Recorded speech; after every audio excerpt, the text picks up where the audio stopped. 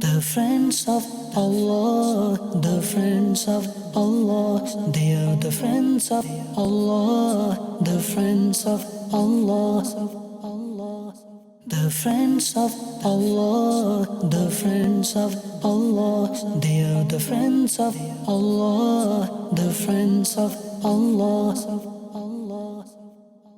Alhamdulillahi Rabbil Alameen, wassalatu wassalamu ala Sayyidil Mursaleen, amma ba'd, fa'a'udhu billahi minash shaitanir rajeem, bismillahir rahmanir rahim.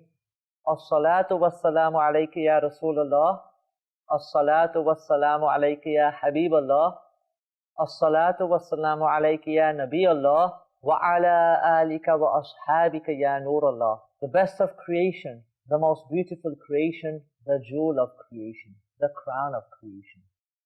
The most beautiful one, the most generous one.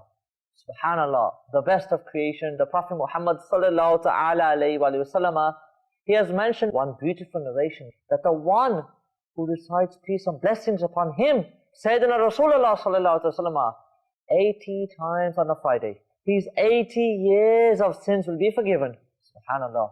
Sallu ala al-Habib sallallahu ta'ala ala Muhammad sallallahu ta'ala alayhi wa alihi wa sallam. Alhamdulillah, we are here yet again with our beautiful silsila, the Friends of Allah, and the fourth episode, the youth of the Awlia. How did they spend their youth?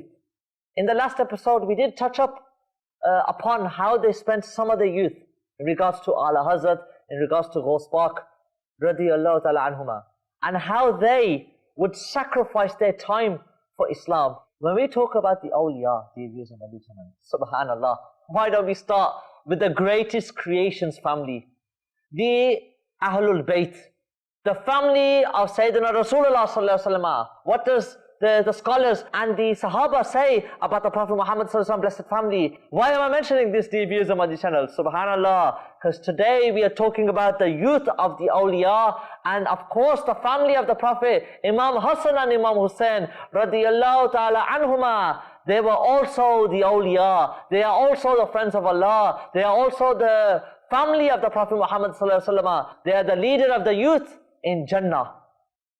How was their youth, dear viewers of Madani Channel? And again, let's compare. The narration goes like this, and I'm going to paraphrase and summarize inshallah. That Imam Hassan and Imam Hussein radiyallahu ta'ala anhuma, they were seeing an individual, an old man. He was performing wudu, and he was doing it unfortunately the wrong way. Either he was missing something, or he wasn't doing it properly. You know, like today, let's pause. Today, you find many elders who are doing wudu, but they won't remove their sleeves properly.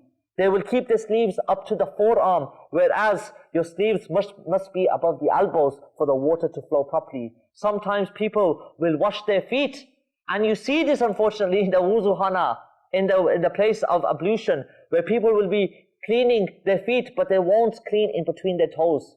We have been instructed to clean in between our toes like this with our little fingers, to make sure if there's any dirt, and if there is dirt, if there's something blocking water from going onto those skin, into your skin properly, your wudu is not done, therefore your namaz will not be done. So, I want you to think with me, dear viewers on Madani Channel, on how we deal with people who tell us when our wudu is not correct. And I want also to people on the other side who like to tell people things, who like to spread their knowledge. Are you doing it the way Imam Hassan and Imam Hussein radiyallahu anhuma did? Now they can see, put yourself in their position and the position of the old man. They can see that this man is doing wuzu incorrectly. What do? The grandchildren of the best of creation, they decided that they will go up to the man, Imam Hassan radiyallahu ta'ala anhu. What a sight. He goes and he performs wuzu. How? Exactly according to Sharia, exactly according to the Sunnah, exactly how his blessed grandfather taught him. He comes off the stool or the place where wuzu is done. Imam Hussein goes on there and he starts doing wuzu. The old man is looking, the old man is realizing, the old man is wondering how their wuzu is so perfect, how my wuzu is not so good. So he says himself, he goes, "Oh Imam Hassan and Imam Hussein, summarizing this narration, I have realized, oh youth, oh family of Rasulullah, I know your wuzu is good, I have realized it is my wuzu that needs correcting. Subhanallah. Sallu ala al-Habib, sallallahu ta'ala ala Muhammad, sallallahu ta'ala alayhi wa alihi wa sallam. Dear viewers of Madani Channel and respected elders, we learn many lessons from the family of the Prophet Muhammad sallallahu alaihi wasallam. When you talk about the family, remember Ghaus Pak radiallahu ta'ala anhu, he was also the family of the Prophet Muhammad sallallahu alaihi wasallam. As it's mentioned that his mother and his father, they were Hassani and Husseini, and he was from the lineage of both Imam Hassan and Imam Hussein. When you have such blessings like this, subhanallah, then listen to this narration. Let your hearts move and sway with joy, especially for those who are connected with the tariqat of Amir Ahl Sunnat, subhanallah, who have given their hands to Amir Ahl Sunnat, because he connects us to Sayyidina Ghaus Pak radiallahu ta'ala anhu. When the youth of Sayyidina Rasulullah, Imam Hassan and Imam Hussein, they have such wisdom, they have such beautiful ways of correcting and reforming people. And we have us today who have no idea, we have no clue how to deal with people. But we say and blurt out things to everybody. We don't care who's listening, we don't care who's watching. Look at Sayyidina Ghaus Pak radiallahu ta'ala anhu. He's going to change the hearts of people when people come to him and they do something wrong. But how does he do it? With wisdom and with patience. Imam Hassan and Imam Hussein, they had wisdom and their patience. Now look at their great-great-great-grandchild, Sayyidina Ghaus Pak, Shaykh Abdul Qadir Jilani, rahmatullahi ta'ala alayhi. It's mentioned, and I'm going to summarize this narration as well, that when Ghaus Pak radiallahu ta'ala anhu decided that he was going to go to study the religion of Allah Azza wa Jal, his mother gave him some money. She stitched it up into his clothes. Now when Ghaus Pak saw this, his mother advised him before he left, never ever lie, my son.